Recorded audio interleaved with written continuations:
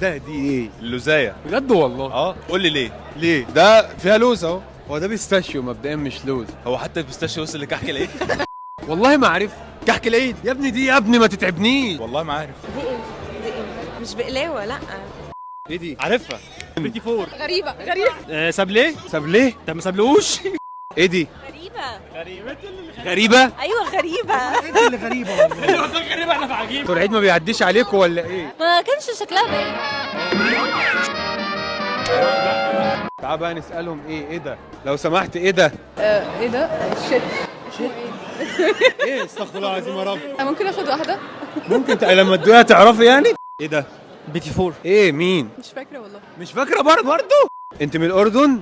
لا انا من مصر عادي. صح. من مصر عادي؟ يعني باين قوي ان انت من مصر عادي. بتقولوا عليه ايه في الأردن؟ يعني بنحكي عليه كعك. كعك ده؟ امال الكعك بتقولوا عليه ايه؟ معمول. والمعمول بتقولوا عليه ايه؟ لا معمول، لا ده اخر شيء معمول. الناس بتقول غريبة والناس بتقول ما اعرفش. الناس دي لسه مولودة على العيد؟ الناس دي الحاجات دي هم ما حضروهاش، عشان الحاجات دي دلوقتي نازله جديد. مش انت اسمه ايه؟ دي نازلة جديد؟ ايوه.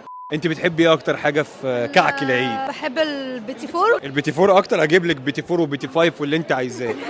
طبعا الإف ده جديد بيلمع بالنسبة للناس اللي يا ترى الناس بيقولوا عليه بسكوت ولا بسكويت؟ بسكوت. بسكويت. بسكويت. بسكوت. بسكت. بسكت؟ ده اللي ناقص. تعالالي ده انتوا بسكويت. بسكتس. انتوا مش نافعين. هذا بسكوت. بسكوت. 3 هم قاعدين جنب بعض. بسكوت. بسكويت. بسكوت. واحنا لسه ما اتحرك. انا لسه ما اتحركتش من مكاني. هو ده بيتي فور بس احنا هنشتغل. ده ايه؟ بيتي فور برضه. انت عرفت سبحان الله. بالسرعه دي. خلاص يا عم كنسل الشغل. بقوا ناصحين عاملين زي الاي اي بيتعلموا بسرعه.